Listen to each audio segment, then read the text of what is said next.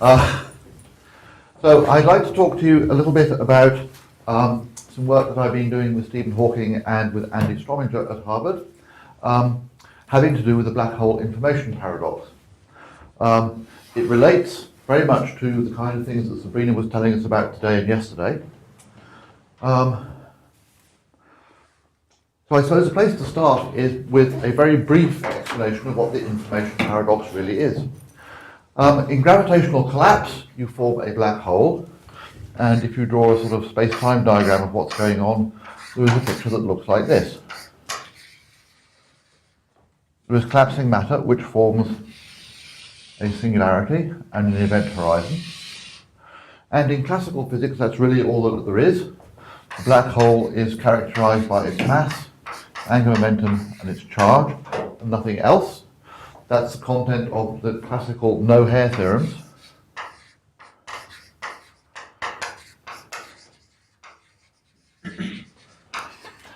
And at least as far as classical physics is concerned, classical meaning pre-now, this is really the only properties that black holes have when they are stationary. Of course, that leads to various kinds of complications. If black holes simply existed forever, this really wouldn't be a problem, because you could just throw something into the black hole, disappear, we would never see it again. However, black holes can evaporate, as Hawking showed us 42 years ago now, although I must say it seems a bit like yesterday to me. They disappear and produce a cloud of Hawking radiation.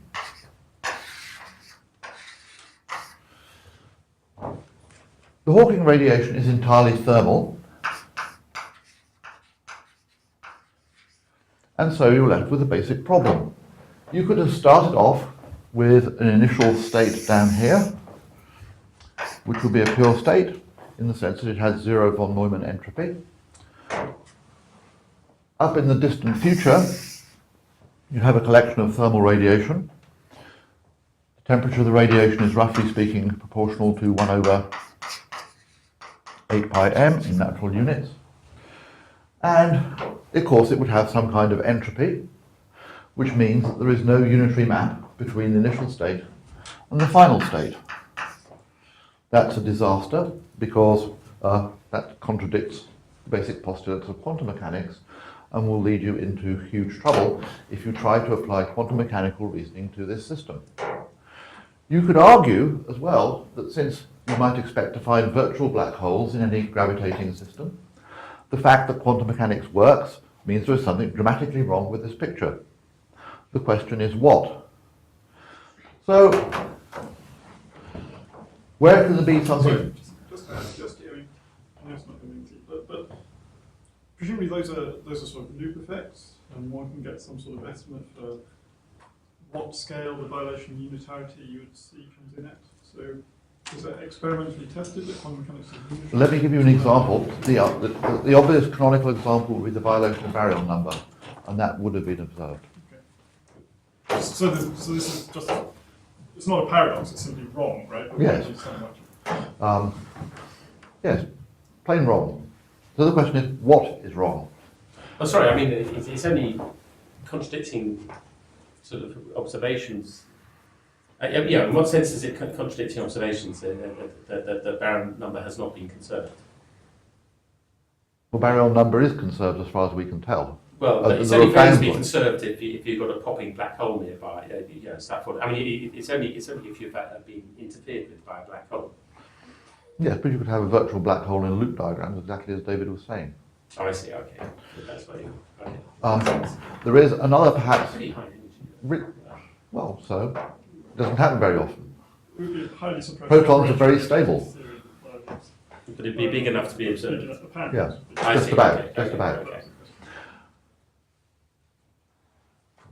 So part of, I guess I should say there's another slight problem. If you actually thought there was no S matrix of gravity, then the relationship between symmetries of Lagrangians and conservation laws would go away. A result due to David Gross. I don't know whether you regard that as serious or not.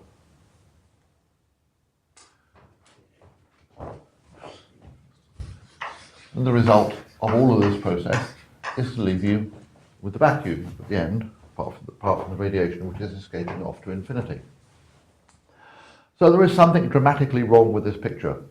Your task is to figure out what. So I want to show you two aspects of what is wrong with this picture.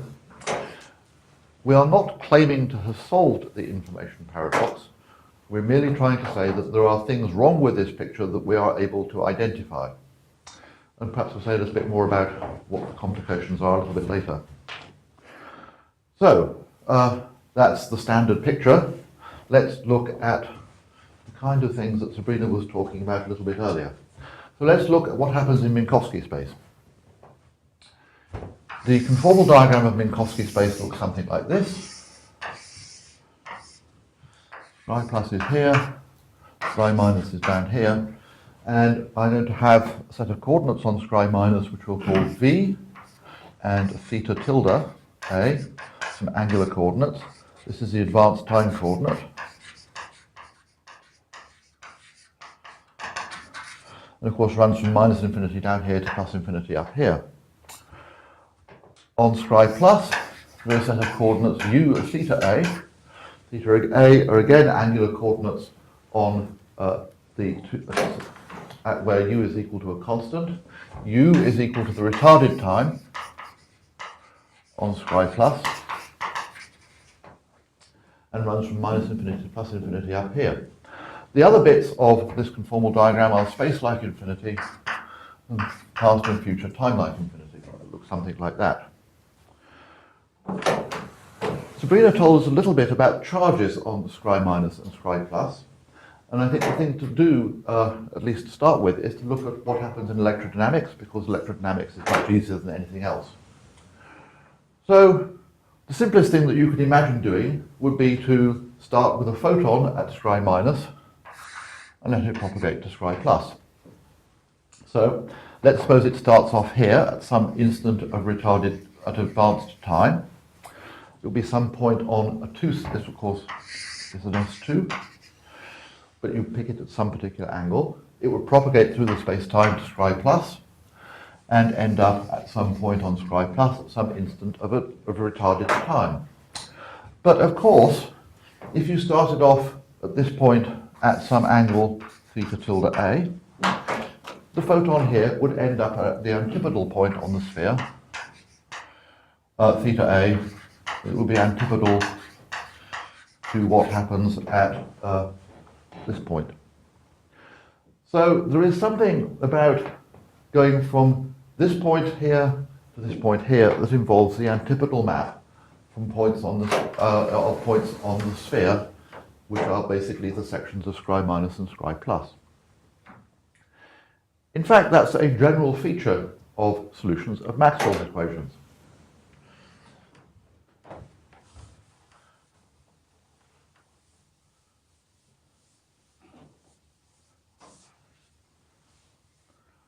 Christodoulou and Kleinemann proved the following result.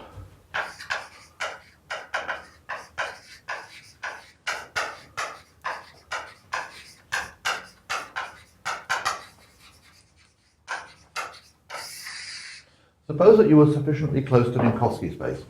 It's not quite clear precisely what that means. And you took a solution of Maxwell's equations and you looked at the electric field. And you looked at the limit of r squared as f, well, the electric field, as you go to, and let's suppose that we did this on Scri minus. This will be a function of these theta tildes. And if you compare that to the following quantity, r squared e of theta a, as r goes to infinity on Scri plus, and I would actually like to take this as v goes to plus infinity, and this one as u goes to minus infinity, then I will discover that this function is the same as this function, except that there is an antipodal map between the two.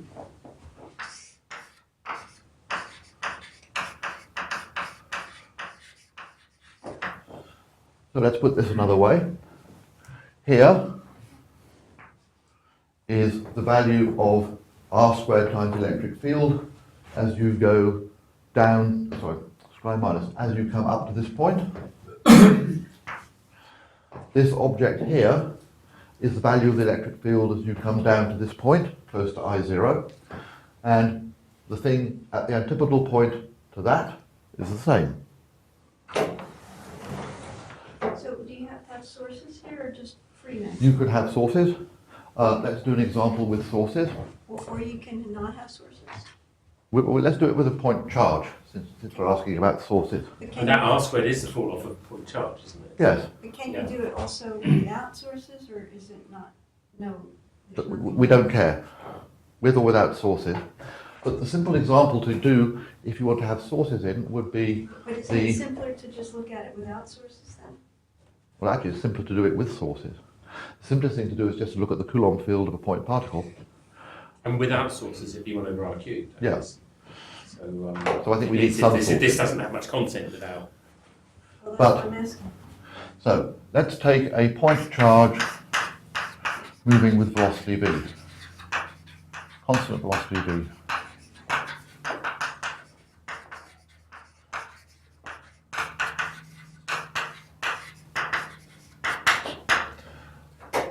Around this point, the value of the electric field will be something like Q over 4 pi into R minus V dot X, all squared, and the 1 minus V squared on top, where X is the usual conventional Cartesian coordinate, R is just the radial coordinate.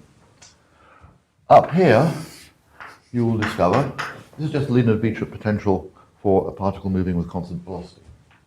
Here you will discover it's Q over 4 pi, 1 minus V squared over R plus V dot X all squared. So you can see the antipodal map basically sends X to minus X. So this thing is the same as that thing if you send X to minus X. I view this as being on the Einstein cylinder. Is this just a statement that the field is continuous along generators? Well, no, because this has No. got a pole at I mean, that 1 over R squared translates into a source that's of a word line that's actually Right. going through I0. So it's going through I0, so to speak, on the other side of infinity. So I'm confused about this. So if I look at my light cone, future and past, for me sitting here, So there's no charge in the closed universe. So if you're doing S3, if you've got a charge You would have an in the image middle, charge. then you had to have one around the other side as well to balance it out. But what if you just had box phi equals 0? Can you say it for phi? Well, if you just have box phi equals 0, then the whole thing would be 0, so it doesn't really matter. But I mean, yeah, so there's a word line in the middle of the space-time, but to balance that, there has to be one that goes through I0 So what in is the it- Einstein what are you cylinder, saying but the on whole the other thing is side. 0? You're saying phi is equal to 0 then? Well, the electric field, if you're source free, would fall off like 1 over R cubed, not 1 over R squared. So you wouldn't get anything interesting. So this is a statement only about the 1 over r squared parts. Yes, only about the 1 over R squared part. This whole diagram is about the 1 over r squared part. Well, the whole statement about what the electric field is just doing about is about the 1 over R squared part.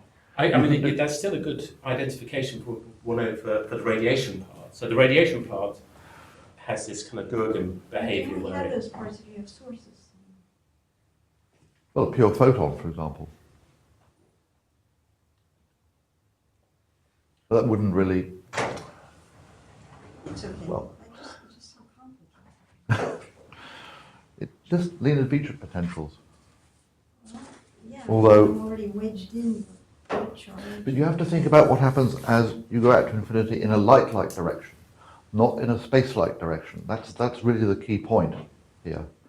If you think about going off to infinity in a space-like direction, you will never see anything that sort of has anything to do with the kinds of things that we're talking about. You've got to go out to infinity in a light-like direction, in which case you can either go to the future or to the past, and they're really quite different places. In fact, in this way of thinking about infinity, you have this point I0, space-like infinity, but in this picture, space-like infinity is a singular point. because it's simply the way things work. So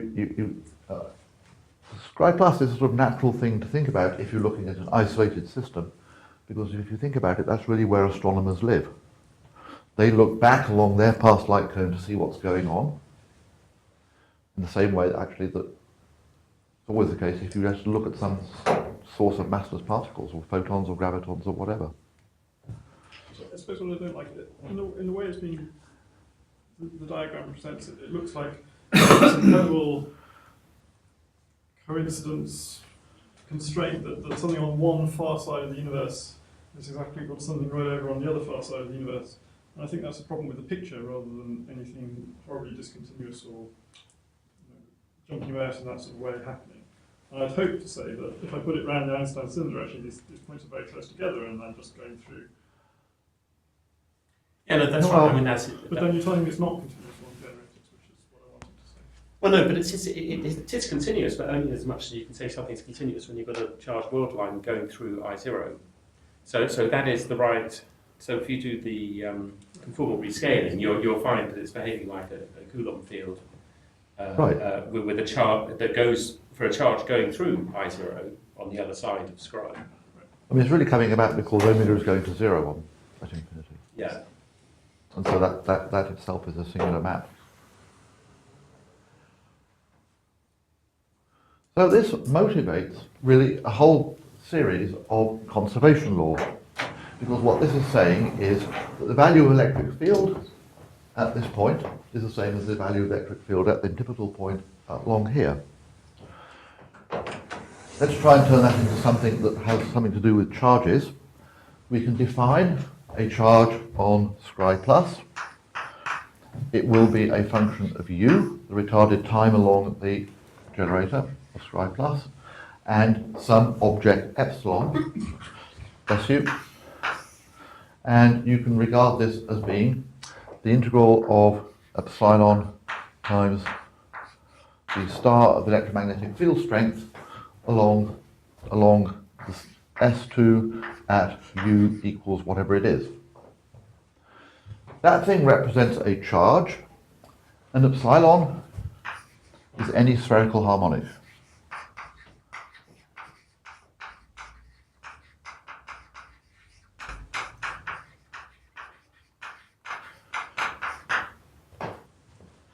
So what this tells you is that for each L and M, there is a charge. There is a similar charge on Scri minus, will be a function of V. This is the integral over S2, some function of V, epsilon, we make this as a function of theta, this is a function of theta tilde, times star F, the two form. And if this is the antipodal version of that,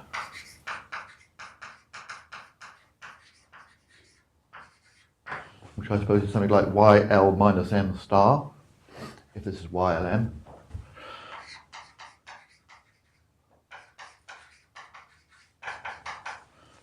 Then what the conservation law that was proved by Christodoulou and Kleinemann is that Q epsilon plus minus infinity is equal to Q epsilon minus at plus infinity. So that gives you a whole infinite collection of conserved charges as you go from here to here. So if you're thinking about preparing initial states and comparing them to final states, and forgetting about what happens at I minus 9 plus, because we're only really considering massless fields here, then what you have got is a charge on some initial surface that looks something like this, a collection of charges on a final surface that looks something like that, and you have an infinite number of conservation laws to go from here to here. If you thought that epsilon was equal to 1, this would just be the usual conventional electric charge.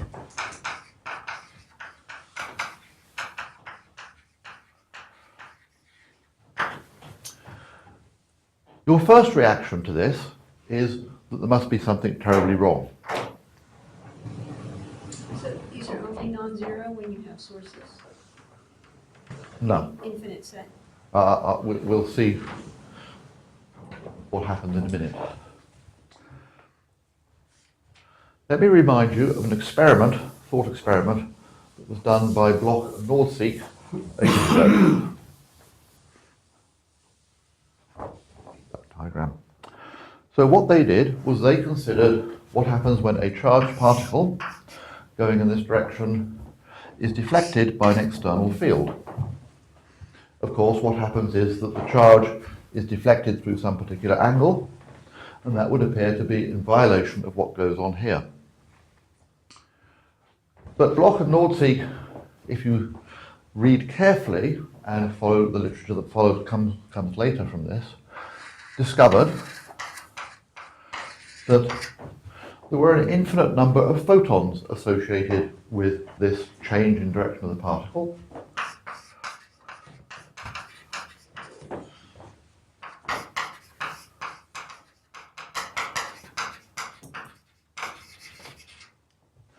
But that carried a finite amount of energy.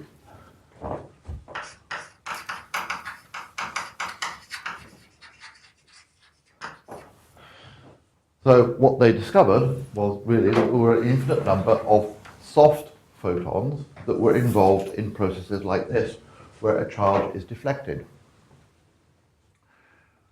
That's the thing that rescues you with this kind of picture. Because you can ask yourself, how come this is a nice conserved charge? Well, the thing to do is to examine how the charge evolves as you move up and down scry. So let's suppose, for example, that we wanted to construct Q plus epsilon at, I don't know, some value of u that is finite. That's the integral at some u equals constant of epsilon star f, and so by Stokes' theorem, this would be d epsilon star f plus epsilon d star f plus another boundary term, and let's suppose that this is at u equals minus infinity of epsilon star f, which is the charge that we originally considered to be q plus minus infinity. So what you see here is that this would be an integral from u equals minus infinity to, let's call this u prime, some instant of retarded time. This term here is something that you recognize. Maxwell's equations will tell you this is just star j. So that you'd recognize as simply being the effect due to any electric currents flowing through scry. These things here. The second term, d epsilon star f, corresponds to soft photon terms flowing through scry.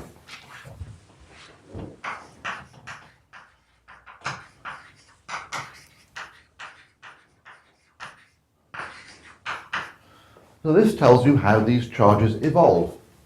So it gives you a nice picture of what happens as you go, say, from here to here. As you move up scry, the charges will change by whatever currents flow through here, together with whatever terms come from soft photons. This epsilon that we picked was, of course, just a spherical harmonic.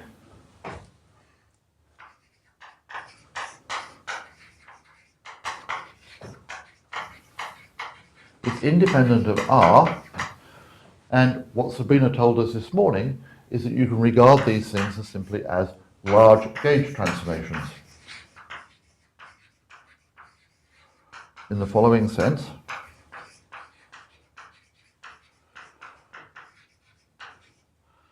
they're gauge transformations that do not go to the identity at infinity. As such, they are not things that would factor out of the path integral. So these things are real physical transformations in the same way that translating something in Minkowski space from one point to another is also a large gauge transformation. Translation is a large gauge transformation. The same would be true for electromagnetism. So we have this picture of these things as being large gauge transformations, and it's these terms here that rescue your crude ideas about what Bloch and Nordseek found. What they found, although you get deflection of the obvious charges, is consistent with finding conservation laws for each spherical harmonic. There's a similar story at Scri minus, but the fact that you have this antipodal property relating this thing to Q minus is what gives you global conservation laws.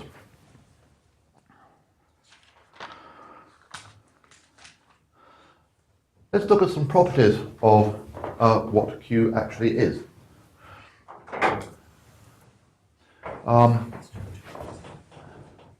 If we go back to this picture here, then on this surface we can construct an in-state. Sorry, actually, just going back to Bloch and Nordseek, what were the assumptions there? You take a charged particle, you deflect it with an external field, and you compute the number of photons that are produced.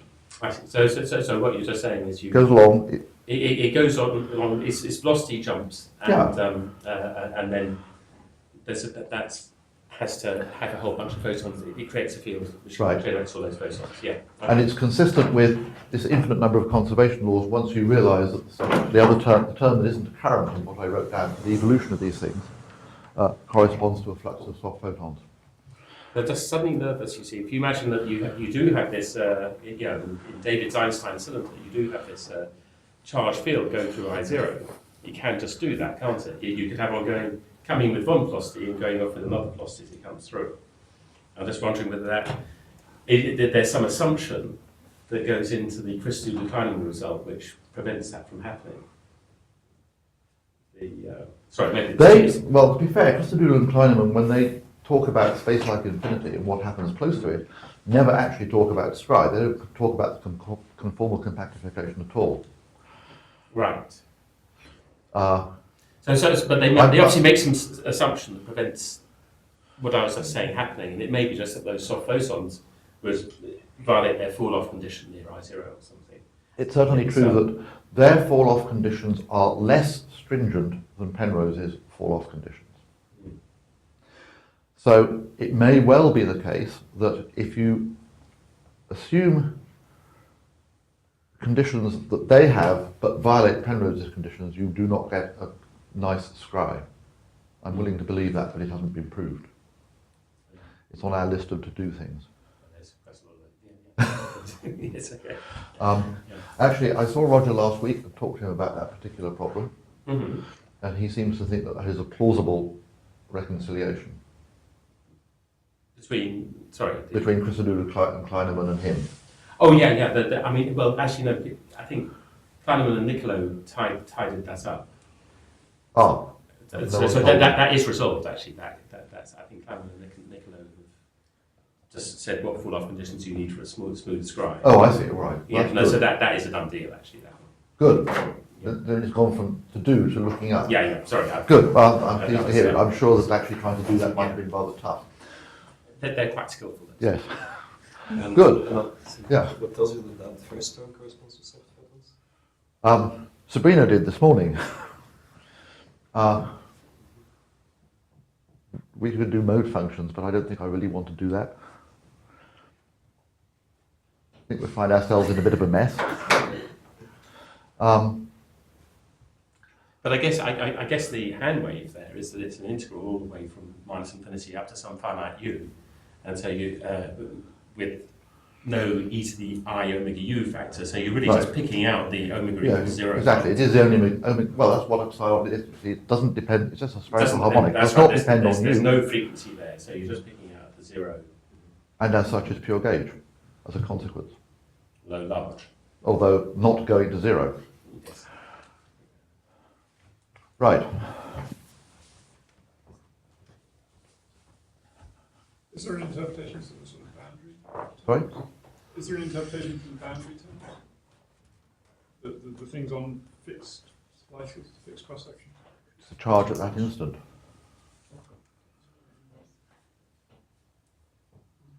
Well, I mean, although it's a bit like, I mean, same as bonding mass. I mean, you know what bonding mass means. It's the mass of the space-time minus the stuff that's already radiated out. So this is the charge of space-time Yeah, minus but what it the stuff hasn't that's been radiated. out. It's a charge on the spanning surface. Did the infinite number of photons play any role in writing? No, I'm just pointing out that if you had thought about this particular problem, this would be how you resolve it. We could have left Bloch and Lord-Seek behind and still written this down, but then we wouldn't have actually have known precisely what this term was about physically. We'd have had to appeal to Sabrina's mode decomposition, which I didn't want to do.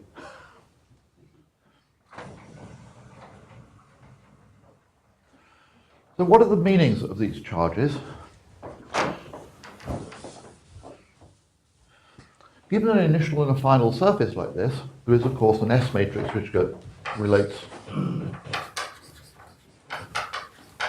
what happens as you go from here to here.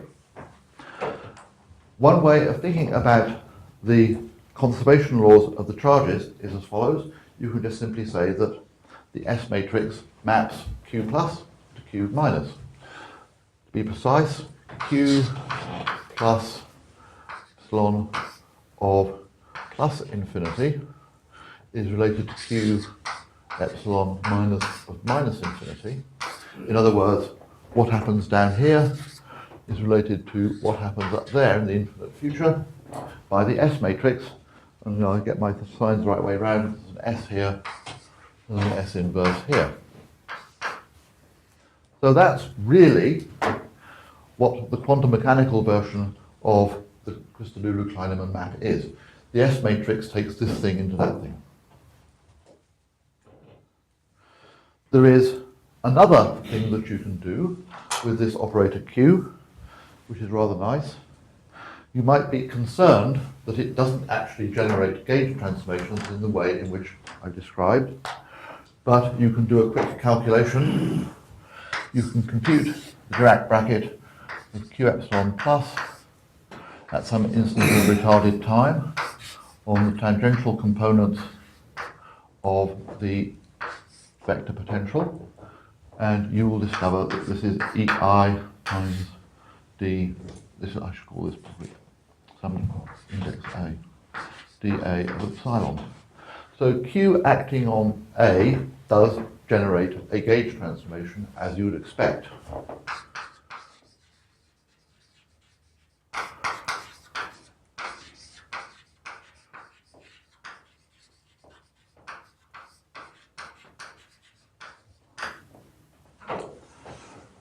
You can see that what the effect of Q is, therefore, is that it's made the vacuum infinitely degenerate. The way to see this is to pick some particular vacuum state. Let's call it 0.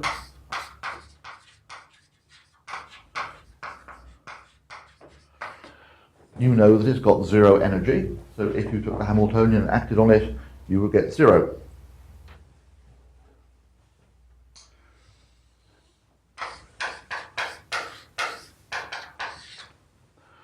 But you could act with Q at some instant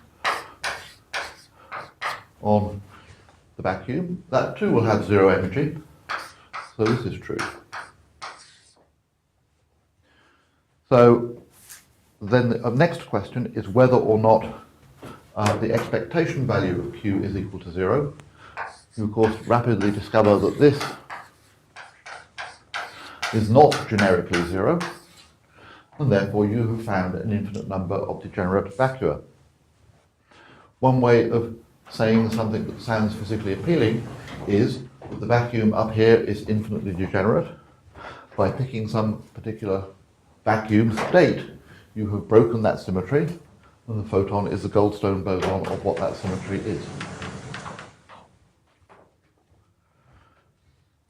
Well, so much for Minkowski space. And these are parameterized by a function on the sphere. Yes, exactly. And these are sort of Ashtakar's infrared sectors. They're basically exactly the 1981. same thing as that, and Narayan. Right. And Narayan. Okay. Right. Was he before? Probably was. No, he was with him. Oh, he was with him, was it? Yes. Oh, okay. Yeah.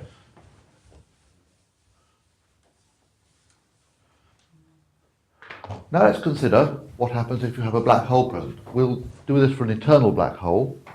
So here's a black hole space-time.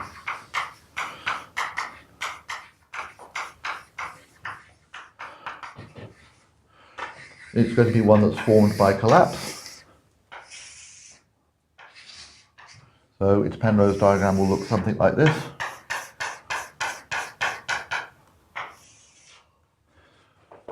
You can certainly define a charge in the remote past by considering surfaces that look something like this.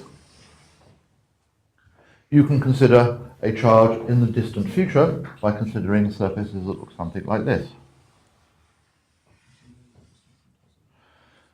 You can define the same spherical harmonics on that surface, and so there are charges on this surface at various instances of retarded time, and the same here. If you wanted to find a total evolution of this thing, then the thing to do would be to consider q minus epsilon of minus infinity. There would be q plus infinity, which of course will have two components, one from the horizon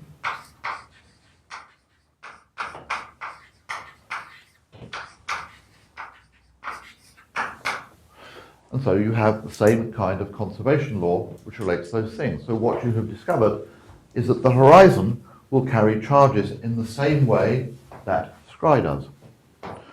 So what you see from this is that, at least in electromagnetism, there's a whole collection of charges the black hole can carry.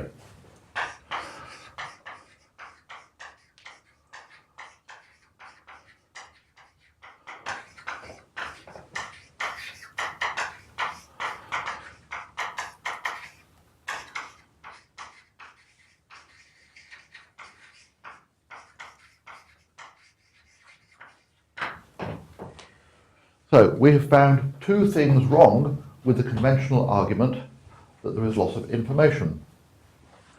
We've found that the no-hair theorem isn't really true, and we have found that vacuum is not unique.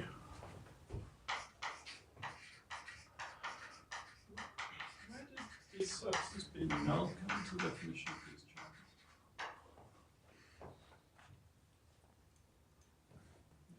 Two surfaces and integrating star out. The only place that null comes into it was identifying those with soft photons or with the large gauge transformations. I guess you had to know how to connect up the spherical harmonics, and that was something you could easily do along scry, but you wouldn't necessarily do along. Well, actually, you can do it. Null hab surface. Generically, it was done by Campiglia and Lager. I see, but I guess you can carry it up the generators whatever you do. Yes. Oops. So what were the names again? Campiglia, Camping. spelled Campigla, and Lager, who's, I'm not sure I can spell his name without looking it up. That doesn't matter. You'll find it from Campiglia, who's written copiously on the subject. I still don't really understand that. But even putting that aside, why did you choose to come back in along the horizon as opposed to any other null surface? Simply because things can escape through the horizon. Things can also escape through some line. Well, I'm only considering massless things, so I don't really care about here. Well, no, sorry, I mean, why couldn't I have drawn the same yellow line as you, except not gone all the way up? Yeah, just. No, Like that? Well, start at the same point you just started. Here? Yeah, and come in parallel to the horizon all the way down. Yeah. We probably could. Don't Except that just that is the not- horizon. The difference is that this is something which I can observe, whereas things on the horizon I can't observe.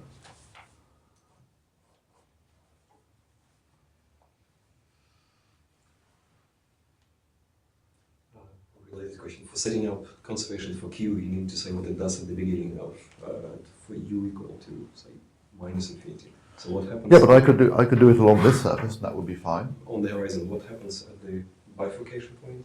There isn't a bifurcation point. But, yeah, well, You mean if I did a white hole and a black Yeah. hole? What happens? I don't want to contemplate that. In Because- this picture, Well, what what is would the hap- setup? What happens with the charge at that point? If you try to do it for a white hole, I mean the eternal black-white hole system, I mean you're thinking about a picture that looks like this? Well, I was thinking about your picture, but Oh. I was asking what happens. But if you did that, you see, I don't know what to do about what happens here. But in terms of your picture, what happens when the horizon forms? What do you impose on the charge? Oh, well, that's an interesting question. Let me go back to that picture then.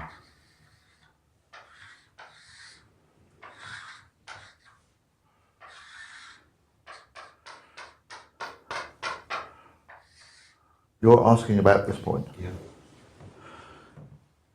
I think I'd be inclined to say that the value of the charge there was 0, but perhaps one should be a bit more cautious and say it depends on what's actually giving rise to the collapse. I mean, it's got 0 area. It's got 0 area, I mean, it's not much you can get out of it.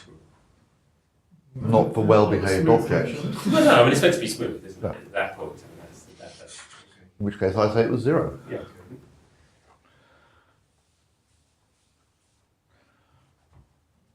These charges all commute with each other? These all commute with each other. We will, there's obviously a preface to the gravitational case. So these are charges you get from an abelian gauge field. What about gravity? Is there any potential for a sort of anomaly term in those? Say that you'll commute, but there might be a quantum correction Might be. to different graphic. We can contemplate that when we talk about the gravitational case, in which case lots of people say, oh, isn't there an anomaly term? For the simple reason that you've seen anomaly terms in things like that before. Things like this before. So, Even in the Abelian case. so let's go back to Minkowski space for the moment. The gravitational case, there's a similar story with Scri plus and Scri minus. And there are large gauge transformations.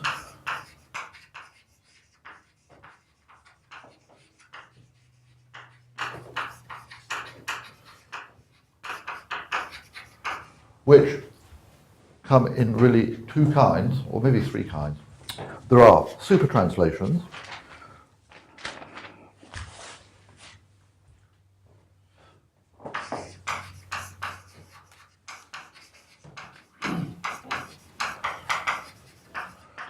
these were associated with soft gravitons in the same way that the gauge transformations we were looking at before were associated with soft photons.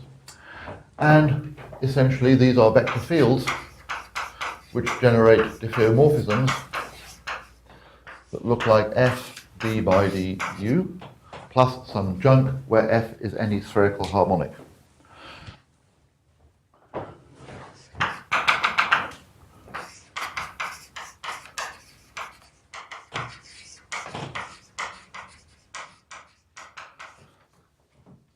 So what these things do is they're precisely analogous to the abelian gauge transformations that we know and love. These vector fields leave the structure of Scri invariant, but they are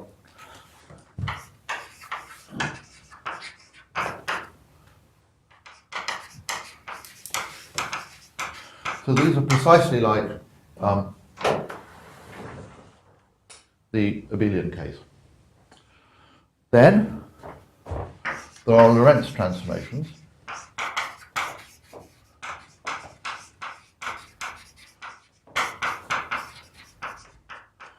These are objects which in the coordinates that Sabrina was using are 1 z squared d by dz and 1 z bar squared d by dz bar, and there are 6 of them corresponding to rotations and boosts. The combination of these 2 things is usually called the BMS group.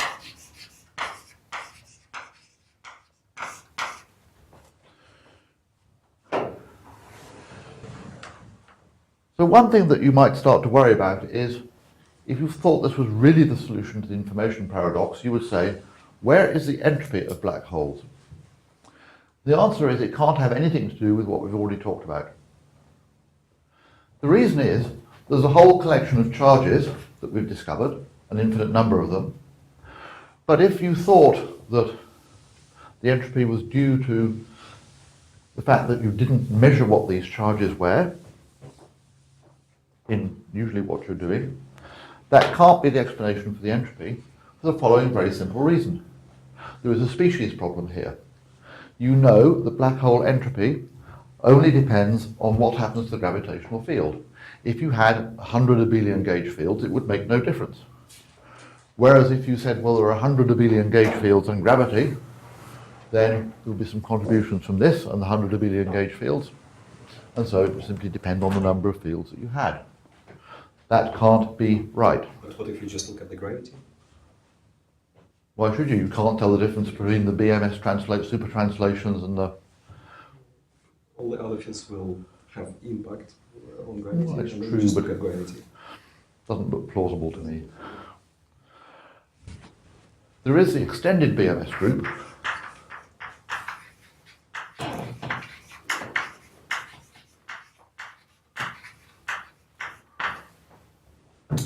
Where you extend these things to z to the n plus 1 d by dz, z bar to the n plus 1 d by dz bar, which will give you two copies of the Witt algebra.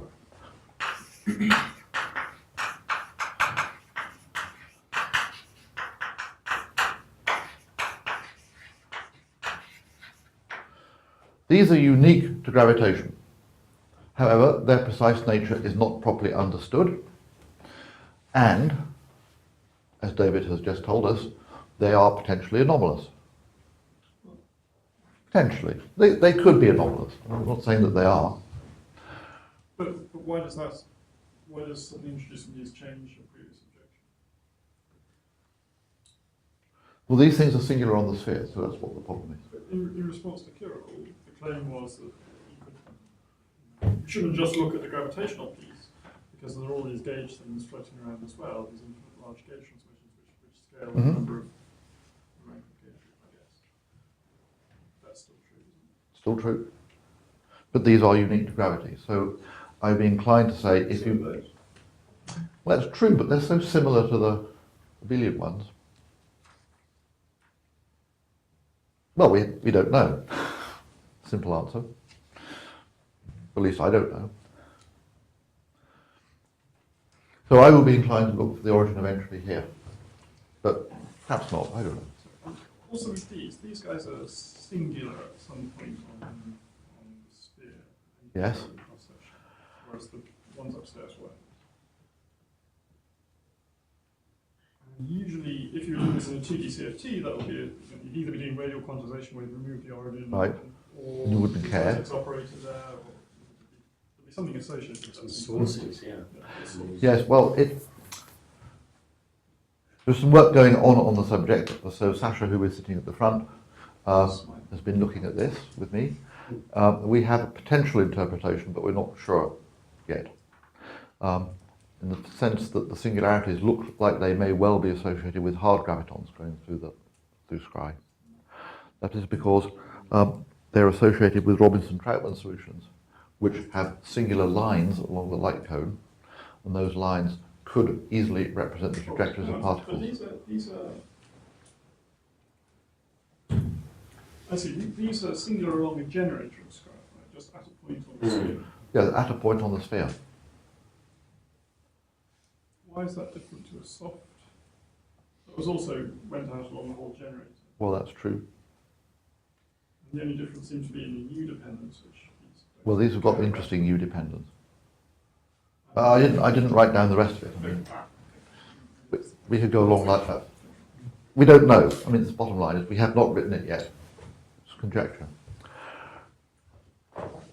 So, although we've found a whole collection of charges, possibly included the things from the extended BMS group, we have not, as I say, solved the information problem. What would you need to do to solve it? Well, there are various things that you need to do, really.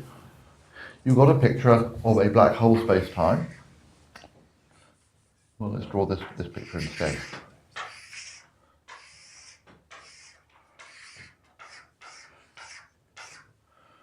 So first of all, it was necessary to compute the entropy. Without computing the entropy, you're a bit lost.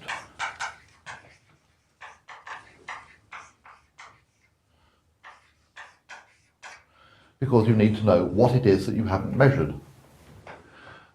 B, you need to understand whether there are enough charges. Or, as it might seem here, since we have quite a lot of them, there might be too many. So we need to understand precisely what that's about. Isn't Then that there's- related to the first one?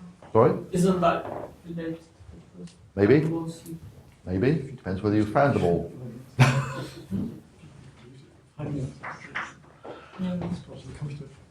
You need to explain how the information gets out.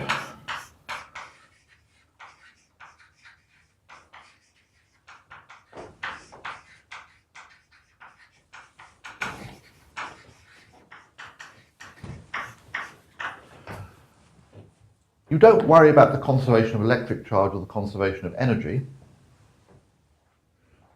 when you talk about the Hawking effect. It's simply assumed to work. I have to say that seems a little bit irrational to me, because you really do need to explain, if you thought this picture was the correct one, how that would actually happen. Because things can just simply disappear off the edge of space-time. After all, singularity represents a boundary of space-time. So you need to understand why things falling off the edge of the space-time is not going to cause you a problem. And you may need to understand, especially in view of this, how you get around the no-cloning theorem for the quantum states that cross the horizon.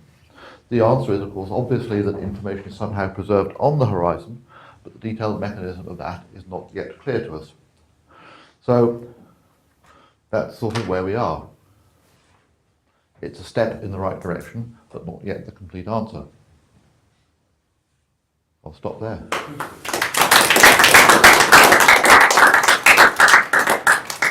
So how do you compute the entropy? I mean, is that, you're trying to count the number of states in some... You could try to do that.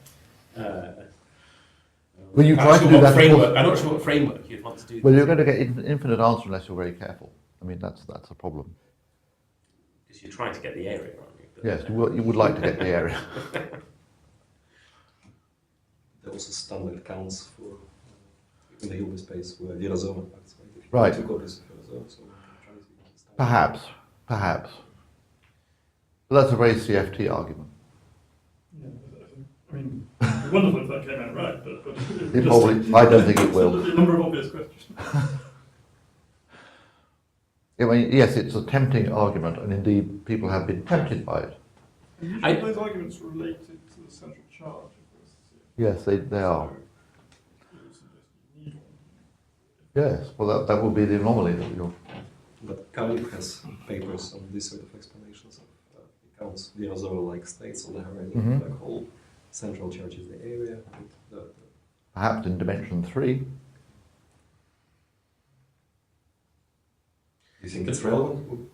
But when it evaporates, I guess you've got to try and argue that the entropy of the outgoing radiation is at least the area, have you? Or are you expecting the second law to... Well, it's actually much larger than the area. It is? Yeah. Okay, and that's something you can do, is it? It was done 40 years ago. Yeah, okay. That's right. Showing my ignorance on this. A small black hole in ADS. ADS. Well, now, so this comes to the conversation we're having this morning. I do not know how to do this in ADS, partly because it seems to me, well, part of the problem, the mathematical problem is clear, simply because the conformal boundary of ADS is somewhat different. It's a time-like thing. I don't really quite understand what you're supposed to do. The BMS group doesn't look like this in the slightest. The nature of large gauge transformations in ADS is not known to me. So I simply don't know what to do. I agree with all that, but naively, you think It shouldn't make any difference, should it? Well, the horizon doesn't look very different. So that tells you that whatever you do on the horizon should be enough. Just because it's more than it locally looks like. Have these conservation laws on the horizon and charges has it been worked out in details, as much in details as on Sky? We're about to produce something where where there's more of that, especially for the gravitational case, which is kind of the interesting bit. So can you actually relate, sort of, so to speak, the memory effects to these charges? I mean, it is just the same, is it? Or It is the same as the memory effect. It is the memory Yeah, effect. it is the memory effect. It is just the memory effect. So, but then can you That's relate? actually how we thought of it to start Sorry? with. That's how we thought of it to start with. Yeah, okay, so it is that's that function on the sphere. Yeah. And then the, can you relate that to a memory effects on the horizon as well? Yes. So here's the thought experiment. And that's, I mean, this That's calculation does that. that's how the whole thing started. Yeah, okay. So consider the memory effect, or at least the Zeldovich-Polnareff business, if you know what that is. Not really. Right. Sorry, the Zeldovich-Polnareff was the horizon version? Or The satellites. Oh, the sat. Oh, well, no, okay, yeah. Well, maybe we will have to say. All right. Well, let's draw a picture. Yeah. So the description of Zeldovich-Polnareff that I was given, which is how this whole thing started, was you sit on the Earth, you stare up at satellites at sky, and you observe their positions, like this. Perhaps these are moving, inertially or something. You just simply see what happens. And let's suppose that you observe them that looks like this. No, space-time is flat out here because it's off at infinity. And what happens is that a gravitational wave passes through the system and makes these things move. And then, afterwards, when it's gone, you observe the satellites and discover that they have changed positions. So, what is your interpretation of that? Well, there are two interpretations. You can say that this is flat space, this is flat space, but they're different flat spaces because you performed a large gauge transformation on these. Okay. Or alternatively, you can say this is the effect of soft gravitons passing through the system. Or you could say this is just a BMS transformation. But I'm just standing here on the surface of the Earth watching this going on. Why should it make the slightest bit of difference that these are at infinity? They could be down here. It would make no difference. This could be the surface of a black hole. You could ask, where do these light rays go as they hit the horizon? It would make no difference. It's still a transformation. It's as simple as that. That's where it came from. That's why I think this is not really to do with what happens at infinity, just that infinity is a nice place to start to understand what's going on. Well, infinity, you can understand it as a symmetry, where the horizon already it's not necessarily. And actually, horizons are shear free, aren't they? Yes, it is a symmetry. Yeah. So it's still a symmetry. Yes. Yeah, okay. And it will probably be extended to your past null cone, because ultimately that's what defines the domain that you perform observations in. But it's Scry, it's a bit more than a symmetry, right? It's an isometry plus strong conformal structure. So on the horizon, if you have a shear-free, It non-expansive... is a symmetry. I mean, Okay, but why don't you allow your gauge transformations to depend on you on the horizon? that's an interesting question.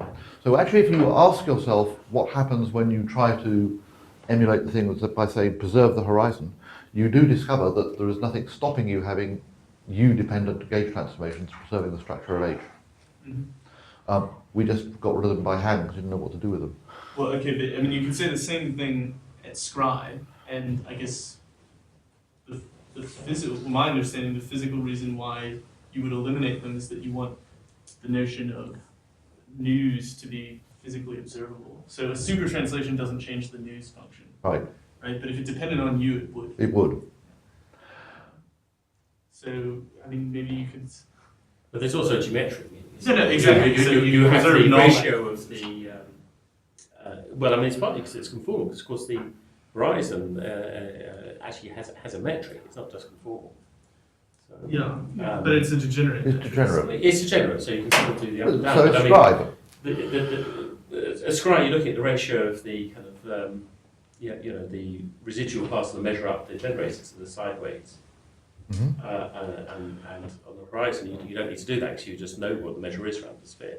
So maybe you can pin it down anyway. Just That's right. I mean, yeah. So geometrically, I mean, Penrose and Rendler would say that you preserve null angles. So you know something about the way that the radiation hits stride, and maybe you say the same thing about the horizon. But anyway. I'll tell you no more. Does anybody else want to extract some of this and more? Well, if not, let's thank Malcolm again for that.